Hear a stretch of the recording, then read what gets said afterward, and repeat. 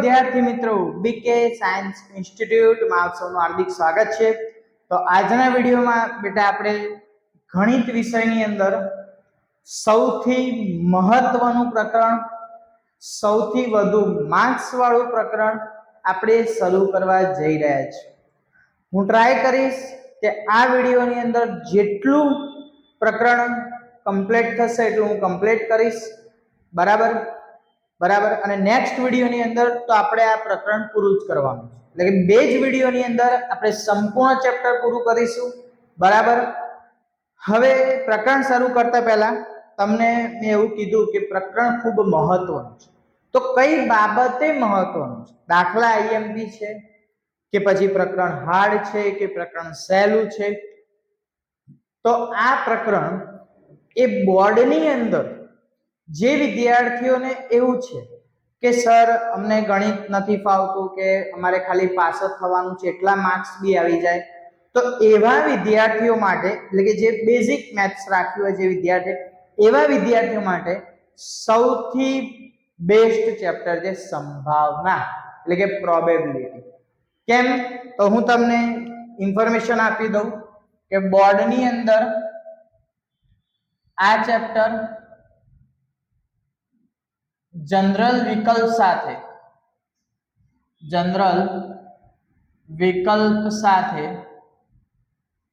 14 માર્ક્સનું પૂછાય છે। કેટલા માર્ક્સનું બેટા? 14 માર્ક્સનું। અને ફરજિયાત પ્રશ્નોમાં જોવા જઈએ એટલે કે જનરલ વિકલ્પ વગર તો બોર્ડની અંદર 10 માર્ક્સનું પૂછાય છે। હવે અહીંયા તમે સમજો કે ખાલી એક જ પ્રકરણ અને સીધા આપણા કેટલા માર્ક્સ કવર થાય છે? 14 માર્ક્સ। એટલે જે વિદ્યાર્થીઓને એવું છે કે સર અમે તો પાસ થઈ જઈએ ગણિતની અંદર તો અમારા માટે બહુ સારું છે, તો એમના માટે આ ચેપ્ટર ખૂબ જ મહત્વનું છે, બરાબર। બીજું એક ચેપ્ટર છે પ્રકરણ નંબર 13। તો પ્રકરણ નંબર જે 13 છે તમને કદાને ખ્યાલ જ હશે, આંકડા શાસ્ત્ર। કયું ચેપ્ટર છે બેટા? આંકડા શાસ્ત્ર। આંકડા શાસ્ત્ર બોર્ડની પરીક્ષામાં જનરલ વિકલ્પ સાથે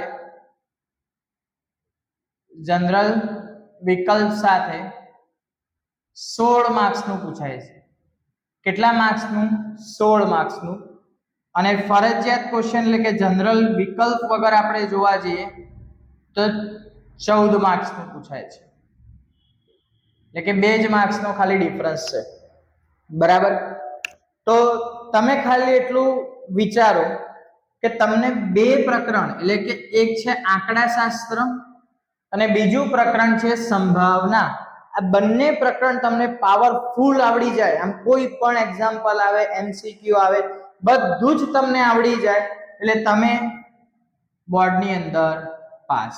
16 ને 14 ટોટલ 30 માર્ક્સ તમારે બોર્ડમાં ફક્ત આ જ પ્રકરણથી લાવવાના છે।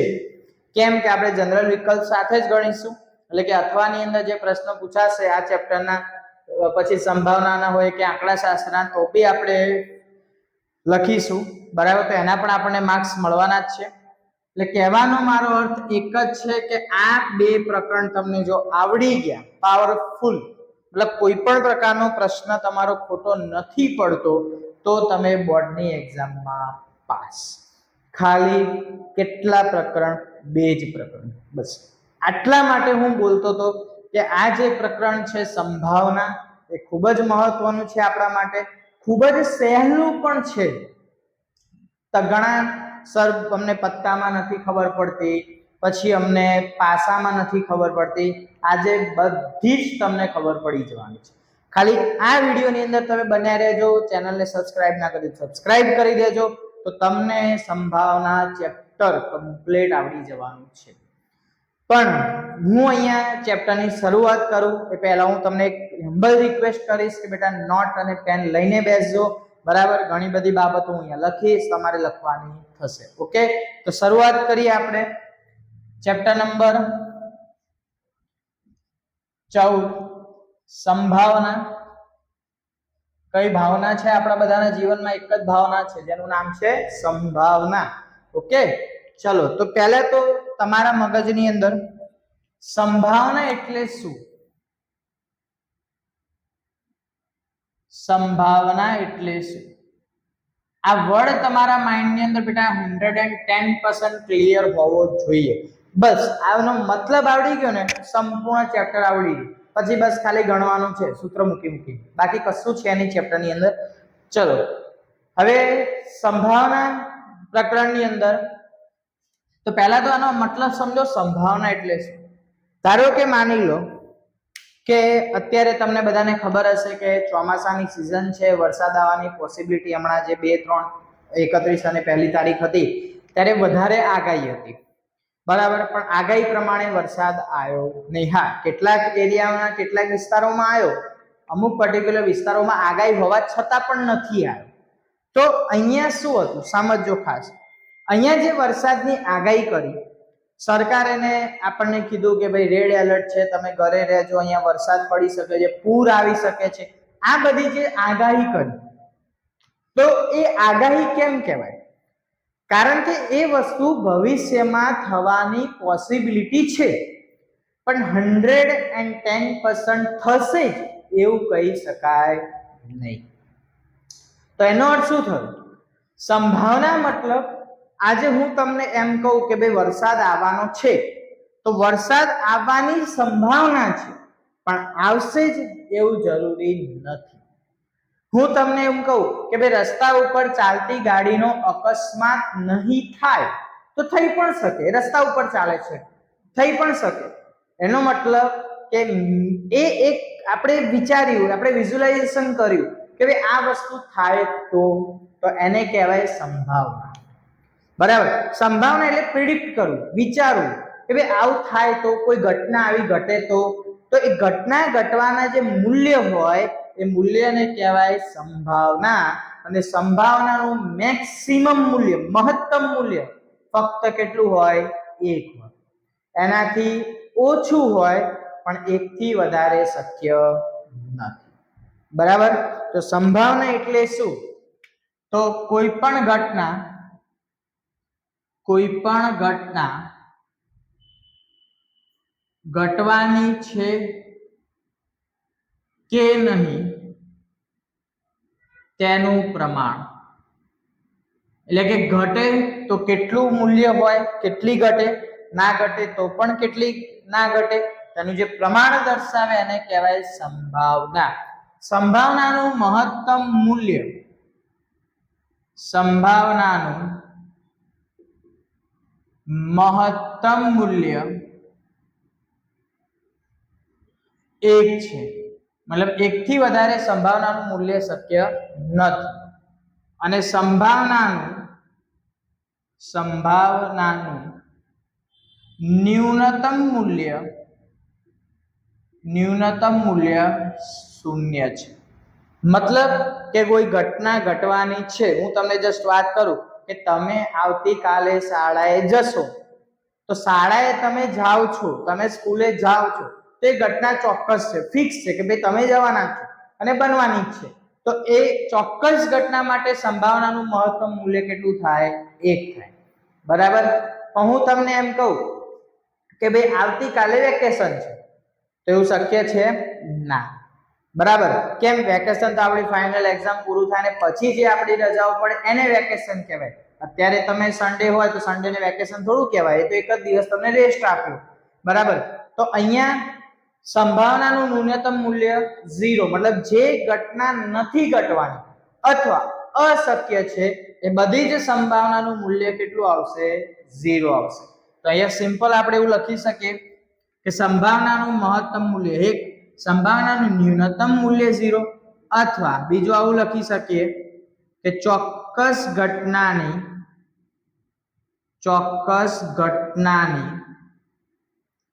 સંભાવના નું મૂલ્ય, અથવા સંભાવના જ ખાલી લખી, સંભાવના 1 થાય છે. એટલે ચોક્કસ ઘટનાની સંભાવના કેટલી? 1. અને અશક્ય ઘટના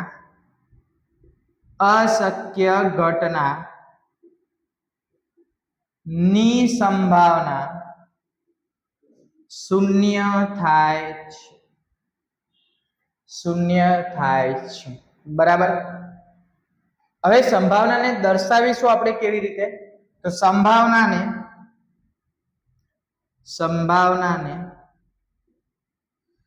P ઓફ E, સંભાવનાને ઇંગ્લિશમાં બેટા કહેવાય પ્રોબેબિલિટી, અને E એટલે ઇવેન્ટ એટલે કે કોઈ ઘટના. P ઓફ E વડે દર્શાવી શકાય છે. અથવા તમને દાખલાની અંદર રકમની અંદર એક કરતા વધારે ઘટના આપી હોય તો તમે P of A, P of B, P of C એ રીતે પણ દર્શાવી શકો, બરાબર. ચલો બીજું, સંભાવનામાં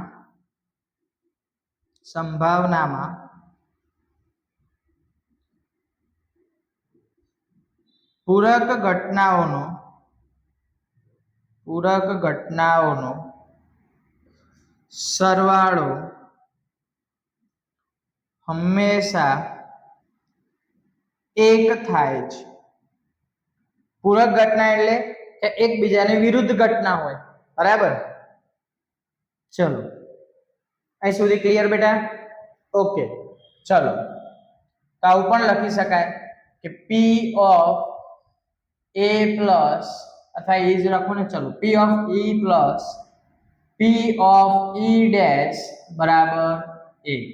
મતલબ બે પૂરક ઘટના હોય તેનો સરવાળો હંમેશા કેટલો થશે? 1 થશે, બરાબર. આ વસ્તુ આપણે યાદ રાખીશું, બરાબર.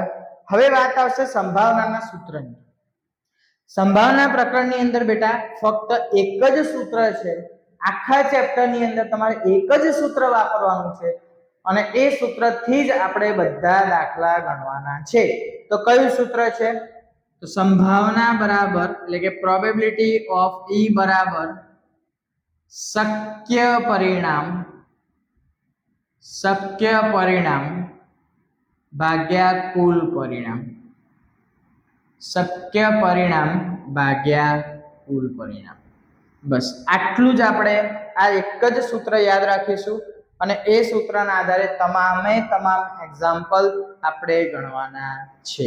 ઓકે, તો આ થયું સંભાવનાનું ઇન્ટ્રોડક્શન બેટા. તો શરૂઆત કરીએ આપણે હવે દાખલાની. સ્વાધ્યાય બેટા 14.1 શરૂઆત કરીએ આપણે અહીંયાથી. તો અહીંયા તમને પહેલા કેટલીક ખાલી જગ્યાઓ અને કેટલાક પ્રયોગ અને એના પરિણામ આપેલા છે. તો એની આપણે સંભાવના શું થશે એની વાત કરવાની છે, બરાબર. બહુ જ સહેલું છે, ખાસ ધ્યાન આપજો. તો પહેલી ખાલી જગ્યા છે ઘટના E ની સંભાવના અને ઘટના પ્લસ ઘટના E ડેશ નહીં ની સંભાવના. હવે અહીંયા બેટા અર્થ પહેલા સમજો, બહુ જ સહેલું છે, કઈ નથી પ્રશ્નની અંદર, પણ અર્થ ખબર પડવી જોઈએ. અહીંયા ઘટના E ની સંભાવના એટલે કે કોઈ ઘટના એવી છે કે જે બનવાની છે, બરાબર. એ ફિક્સ થઈ ગયું. ચલો બનવાની હોય તો એની સંભાવના આપણને ખબર છે. એક ઘટના E નહીં ની સંભાવના મતલબ એવી ઘટના છે કે કોઈ દિવસ બનવાની નથી, E નહીં, તો એની સંભાવના શું થાય? 0. તો 1 + 0 એટલે બેટા શું થશે? 1 થશે. ઓકે. ઉદ્ભવી ન શકે તેવી ઘટનાની સંભાવના, હવે ઉદ્ભવી ન શકે, કોઈ દિવસ ઉદ્ભવવાની જ નથી, તો એની સંભાવના શક્ય જ નથી એટલે 0. આવી ઘટનાને કેવી કહીશું બેટા? અશક્ય ઘટના. ઓકે. ચલો ચોક્કસપણે ઉદ્ભવતી ઘટનાની સંભાવના, ચોક્કસપણે ઘટના ઉદ્ભવવાની. તમે શાળાએ જવાના જ છો, તમે લેસન નથી જ કરવાના, તમે વાંચવા નથી જ બેસવાના, તો એ બધી ઉદ્ભવી જ શકે, ચોક્કસ, બરાબર. તો એની સંભાવના 1. આવી ઘટનાને શક્ય ઘટના, શક્ય ના લખવું હોય તો ચોક્કસ શબ્દ આપણે વાપરીશું બેટા. કેમ કે આ ઘટના બનવાની જ છે એટલે ચોક્કસ થવાની જ છે. પ્રયોગની તમામ મૂળભૂત ઘટનાઓની સંભાવનાઓનો સરવાળો હંમેશા 1 થાય. તમે હંમેશા બેટા મેં તમને પહેલા પણ કીધું ઇન્ટ્રોડક્શનમાં, એક વસ્તુ યાદ રાખજો, સંભાવનાઓનો સરવાળો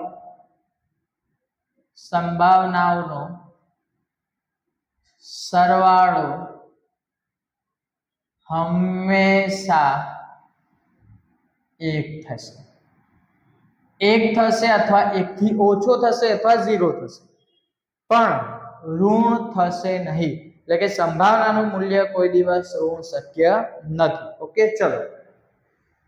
ઘટનાની સંભાવના ખાલી જગ્યાથી મોટી અથવા તેના જેટલી, તો 0 થી ઓલવેઝ મોટી હોય અને ખાલી જગ્યાથી નાની અથવા તેના જેટલી, એટલે 1 થી હંમેશા કેવું હોય, મૂલ્ય નાનું હોય.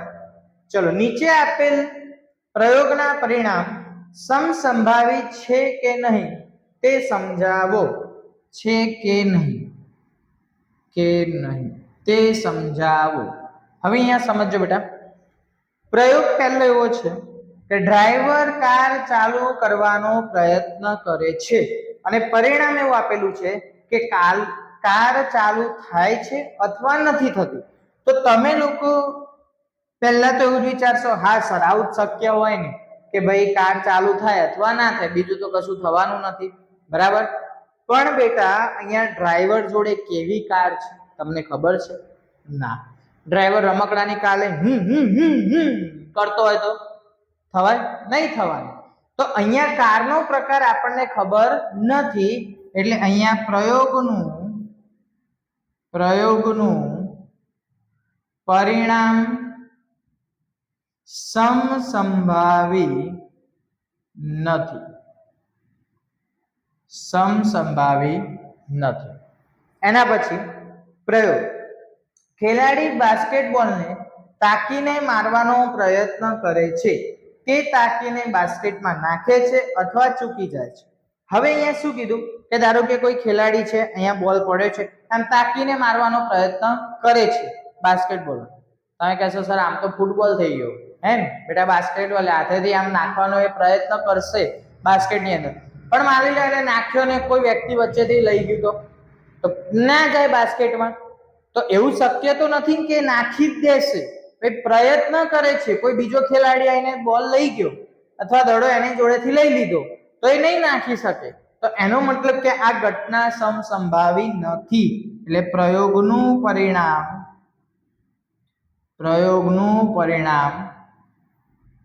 સમસંભાવી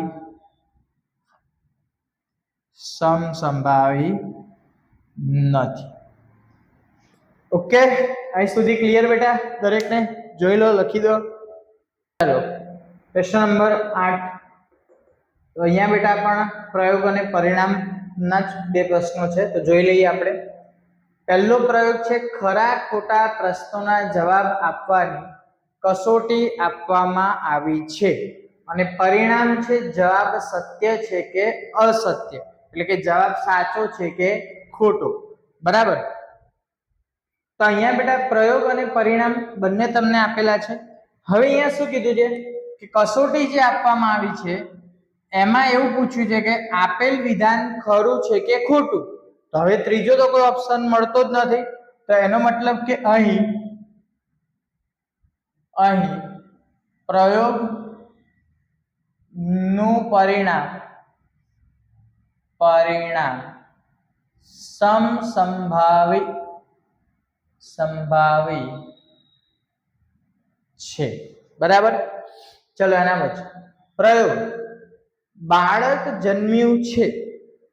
હવે અહીંયા સમજો, બાળક જન્મ્યું છે તો આપણને ખબર છે કે ભાઈ કોઈ પણ બાળક જન્મે તો ક્યાં તો એ બાબો હોય એટલે કે બોય હોય, ક્યાં તો એ બેબી હોય એટલે કે ગર્લ હોય. તો અહીંયા સિમ્પલ નહીં, પ્રયોગનું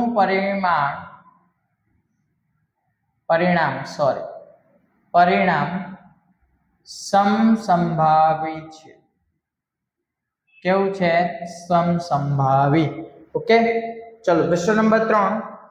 શા માટે ફૂટબોલની રમતમાં શરૂઆતમાં કઈ ટુકડીને બોલ મળવો જોઈએ તે નક્કી કરવા સિક્કાને ઉછાળવો એ નિષ્પક્ષ ક્રિયા છે એવું વિચારાય છે. નિષ્પક્ષ ક્રિયાનો અર્થ બેટા એવો થાય કે આજે તમે સમજી લો કે આપણે જ્યારે નાના હતા તો આપણે ધારો કે અડવા દાવ કે બરફ પાણી કે એવી બધી આપણે નાની ગેમ રમતા હતા, બરાબર. તો એની અંદર આપણે કોણ દાવ લેશે તેના માટે પકાવતા હતા, બરાબર. તો આપણે નાના હતા એટલે આવું બધું કરતા હતા. અહીંયા ફૂટબોલની ગેમ છે, બે ટીમો અહીંયા ઊભી છે. હવે કોને બોલ આપવો તેના માટે ટોસ ઉછાળવામાં આવે, એટલે કે સિક્કાને ઉછાળવા. હવે આપણને ખબર છે કે સિક્કાની બે બાજુ છે, હેડ અને ટેલ. તો કઈ બાજુ આવશે એની આપણને કોઈ ચોક્કસ ઘટના એટલે કે કોઈ ચોક્કસ ખબર હોતી નથી. એટલે કે ધારો કે હું અને મારો મિત્ર અમે બંને ફૂટબોલ રમતા હોય તો હું સિક્કો ઉછાળું છું, હું હેડ બોલું તો એવું જરૂરી નથી કે હેડ જ આવે, ટેલ પણ આવી શકે, એટલે કે કાંટા પણ આવી શકે. તો એટલા માટે એક એવી ક્રિયા કહેવાય નિષ્પક્ષ ક્રિયા. મતલબ સિક્કાની કઈ બાજુ આવશે એ આપણે એને એનું આપણે કોઈ ચોક્કસ કહી શકતા નથી. તો સિમ્પલ આપણે જવાબ આવો લખી શકાય કે સિક્કાને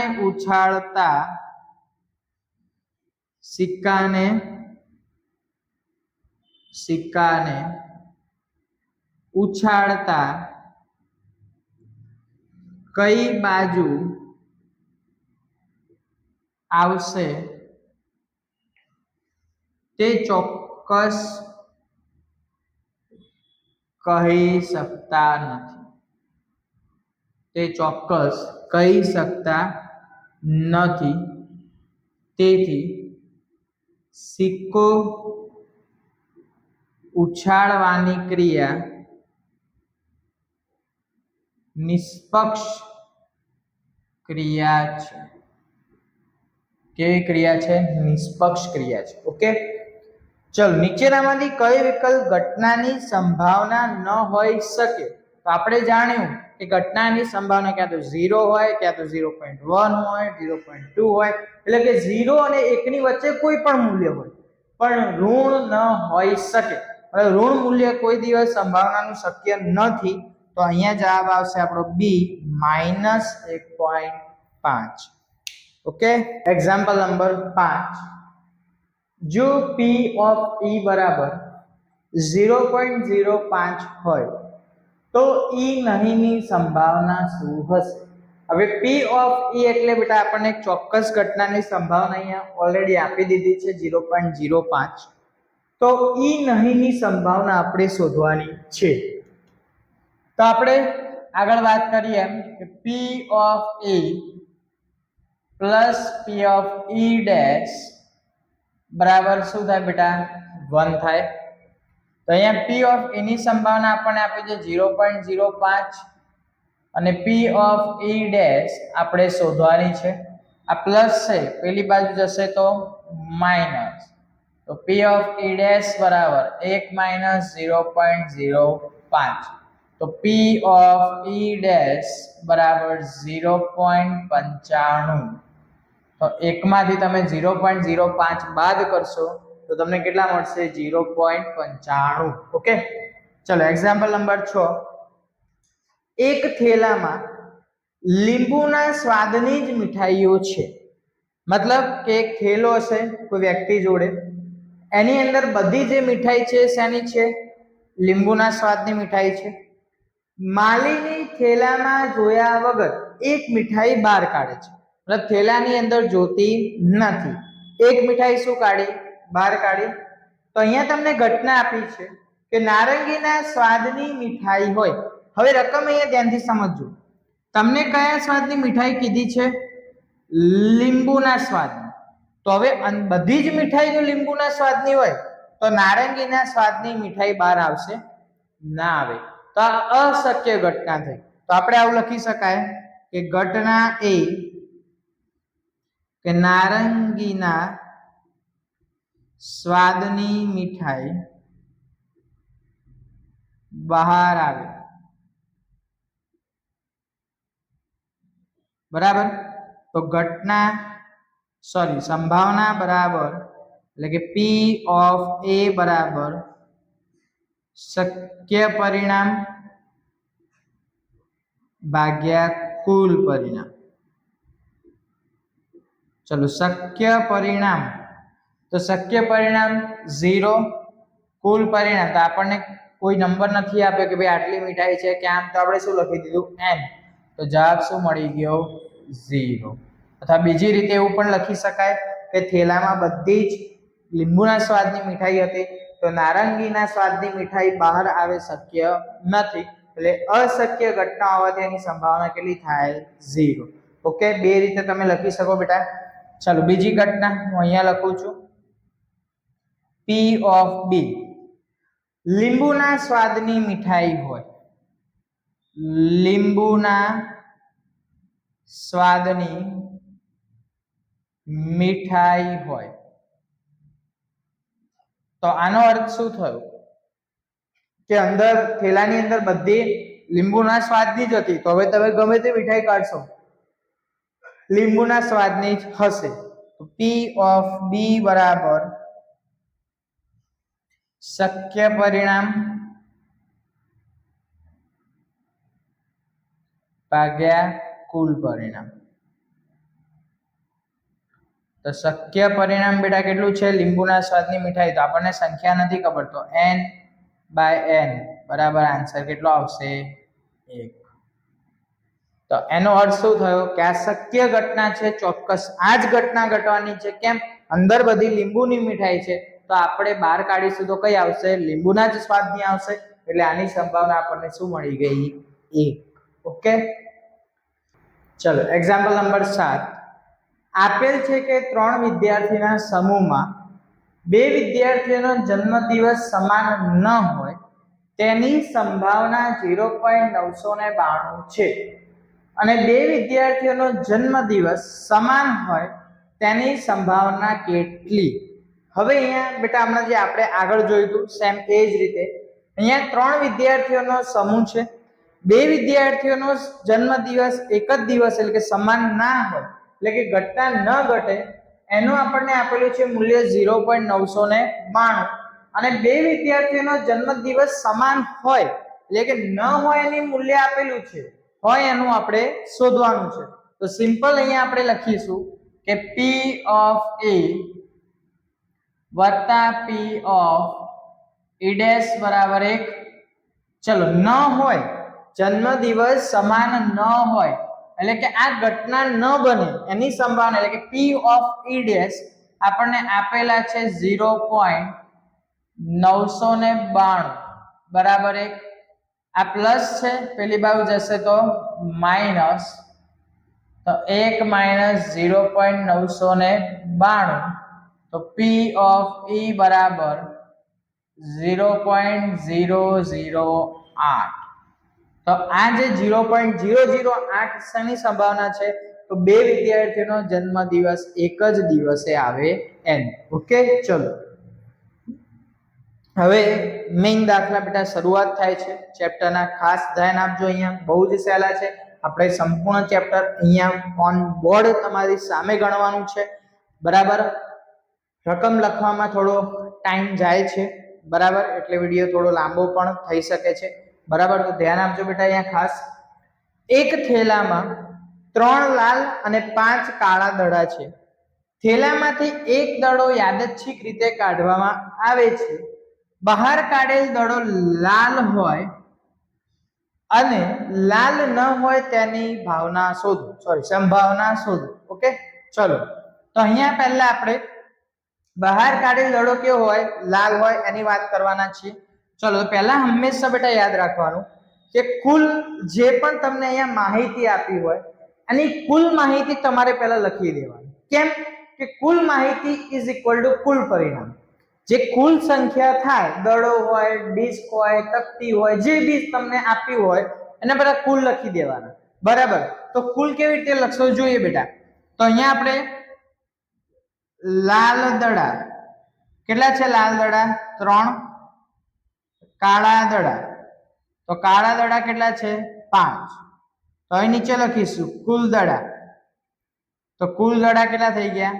8 થઈ ગયા. તો એનો મતલબ ટોટલ બોલ કેટલા હશે? થેલામાં 8 દડા હશે. ચલો પહેલી ઘટના છે, ઘટના એ શું છે કે યાદચ્છિક રીતે દડો કાઢ્યો તો કયો હોય? લાલ હોય, એટલે કે બહાર કાઢેલ દડો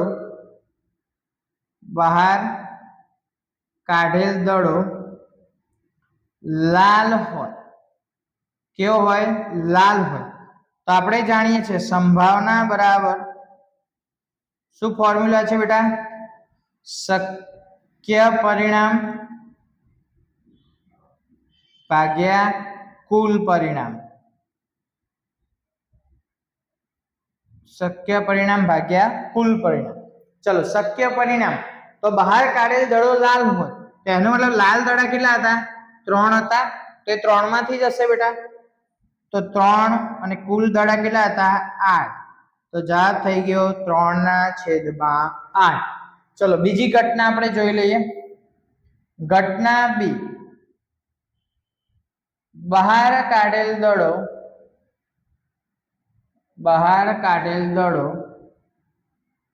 લાલ ન હોય. ચલો લાલ દડો ન હોય તો ઘટના P of B બરાબર શક્ય પરિણામ ભાગ્યા કુલ પરિણામ. ચલો શક્ય પરિણામ તો શક્ય પરિણામ બેટા કેટલા? લાલ ન હોય. ભાઈ લાલ નહીં હોય તો કેવો હશે? કાળો હશે. તો એનો મતલબ શક્ય પરિણામ 5 અને કુલ પરિણામ 8. ચલો ક્લિયર? જોઈ લો એક વખત અહીં સુધી. દાખલા નંબર 9. એક પેટીમાં 5 લાલ લખોટી, 8 સફેદ લખોટી અને 4 લીલી લખોટીઓ છે. તો પેટીમાંથી એક લખોટી યાદચ્છિક રીતે બહાર કાઢવામાં આવે છે. તો બહાર કાઢેલ લખોટી લાલ હોય એટલે કે લાલ હોઈ શકે, સફેદ હોઈ શકે અથવા લીલી ન હોય તેની સંભાવના કેટલી? તો પહેલા મેં તમને હમણાં જે આગળના દાખલામાં કીધું બેટા સેમ એ જ રીતે પહેલા આપણે કુલ લખી દઈશું. તો કુલ આપણે અહીંયા લખીએ તો કેવી રીતે લખાય? જુઓ કે લીલી લખોટી. તો લીલી લખોટી બેટા કેટલી છે? 5 છે. સફેદ લખોટી તો સફેદ લખોટી કેટલી છે? 8 છે. અને સોરી આ લાલ છે બેટા 5 લખોટી લાલ છે. ઓકે ચલો લીલી લખોટી કેવી છે? 4 છે. તો કુલ બેટા કેટલી થઈ? 17 લખોટી થઈ કુલ. ઓકે ચલો હવે એક લખોટી યાદચ્છિક રીતે બહાર કાઢેલ છે. તો અહીંયા તમને કીધું છે લાલ ન હોય એટલે લખોટી લાલ કલરની હોવી જોઈએ. સોરી લાલ હોય કીધું છે. સોરી બેટા લાલ હોય એવું કીધું છે. તો લાલ લખોટી ટોટલ કેટલી છે? 5 છે. તો અહીંયા આપણે પહેલા લખીએ ઘટના એ બહાર કાઢેલ લખોટી લાલ હોય.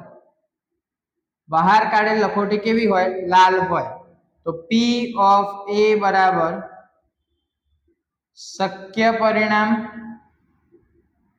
ભાગ્યા કુલ પરિણામ. ચલો શક્ય પરિણામ બેટા તો લાલ લખોટી કેટલી હતી? 5 હતી. કુલ કેટલી હતી? 17. તો 5/17.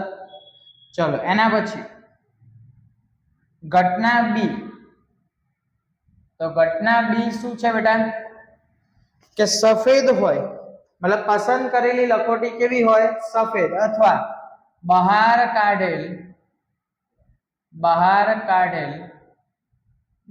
લખોટી સફેદ હોય. હવે બહાર કાઢેલ લખોટી બેટા સફેદ હોય સમજો અહીંયા ખાસ. પહેલી લાલ હતી હવે સફેદ છે. તો સફેદ કેટલી છે? 8. તો એ 8 માંથી જશે બેટા એક લખોટી. તો P of B બરાબર શક્ય પરિણામ ભાગ્યા કુલ પરિણામ. તો શક્ય પરિણામ કેટલા છે? 8. કુલ પરિણામ 17. તો જવાબ આવશે 8/17. એના પછી ઘટના બી ઘટના સી. લીલી ન હોય એટલે કે તમે જે લખોટી બહાર કાઢો છો એ લીલી ન હોય તો આવું લખી શકાય કે બહાર કાઢેલ લખોટી લીલી ન હોય. હવે અહીંયા સમજો બેટા લીલી ના હોય તો ક્યાં તો લાલ હશે ક્યાં તો સફેદ હશે, બરાબર. તો આપણે ટોટલ લેવું પડે બંનેનું. તો શક્ય પરિણામ ભાગ્યા કુલ પરિણામ. ચલો હવે અહીંયા જુઓ, લખોટી લીલી ના હોય, લીલી ના હોય તો કઈ હોય, લાલ હોય અથવા સફેદ હોય. તો બંનેનો સરવાળો કરો તો 8 ને 5 13, તો 13 ભાગ્યા 17. ઓકે, તો આ ઘટના A, ઘટના B અને ઘટના C. ચલો 10મો દાખલો બેટા. એક ગલ્લામાં 50 પૈસાના 100 સિક્કા, ₹1 ના 50 સિક્કા, ₹2 ના 20 સિક્કા અને ₹5 ના 10 સિક્કા છે. જ્યારે આ ગલ્લાને ઊંધો કરવામાં આવે ત્યારે પાત્રમાંથી કોઈ એક સિક્કો બહાર પડે તે સમસંભાવી હોય તો સિક્કો એક 50 પૈસાનો હશે, ₹5 નો સિક્કો નહીં હોય તેની સંભાવના કેટલી? રકમ બહુ લાંબી છે, અહીંયા ઘટના 2 જ આપી છે, બહુ જ સહેલું છે બેટા. પહેલા આપણે કુલ બનાવી દઈએ. તો અહીંયા લખીશું કે 50 પૈસાના સિક્કા કેટલા છે? 100. પછી ₹1 ના સિક્કા કેટલા છે? 50. ₹2 ના સિક્કા કેટલા છે? 20. અને ₹5 ના સિક્કા કેટલા છે? 10. તો કુલ સિક્કા કેટલા થયા? તો કુલ સિક્કા અહીંયા થશે 180. ઓકે, ચલો તો પહેલી આપણને ઘટના આપી છે, ઘટના A. બહાર પડેલ સિક્કો 50 પૈસાનો હશે. તો બહાર પડેલ સિક્કો 50 પૈસાનો હશે. બહાર પડેલ સિક્કો જો 50 પૈસાનો હોય, ખાસ ધ્યાન આપજો, 50 પૈસાનો હોય તો 50 પૈસાના કેટલા હતા? 100 સિક્કા હતા. તો ઘટના P ઓફ A બરાબર શક્ય પરિણામ ભાગ્યા કુલ પરિણામ. ચલો શક્ય પરિણામ ભાગ્યા કુલ પરિણામ. તો શક્ય પરિણામ બેટા 100, કુલ પરિણામ 180, 0 ગઈ, 10 ભાગ્યા 18. તો હજી છેદ ઉડાડીએ તો ઉપર 5 વધશે અને નીચે 9 વધશે. ઓકે, ચલો બીજી ઘટના છે, ઘટના B. ઘટના B 5 નો સિક્કો નહીં હોય, એટલે કે બહાર પડેલ સિક્કો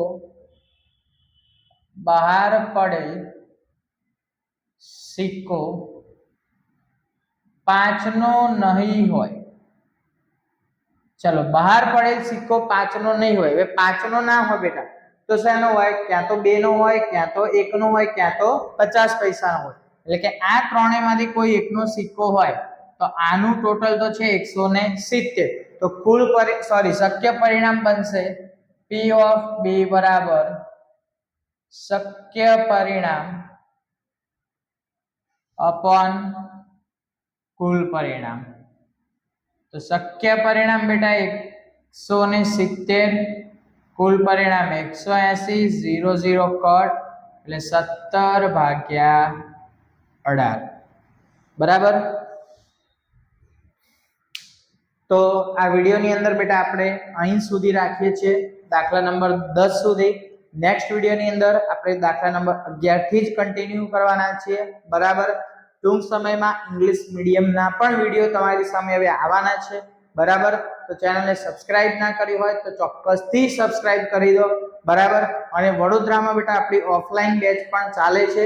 જો તમે વડોદરાથી છો, તમે વિડીયો જુઓ છો, તમે એડમિશન લેવા ઈચ્છતા હોય તો ડિસ્ક્રિપ્શનની અંદર તમને કોન્ટેક્ટ નંબર મળી જશે, એનો તમે કોન્ટેક્ટ કરી શકો છો. બરાબર. તો મળીએ છીએ આપણે નવા વિડીયોની અંદર નવા ટોપિક સાથે. ત્યાં સુધી બધાને Tata bye bye see you.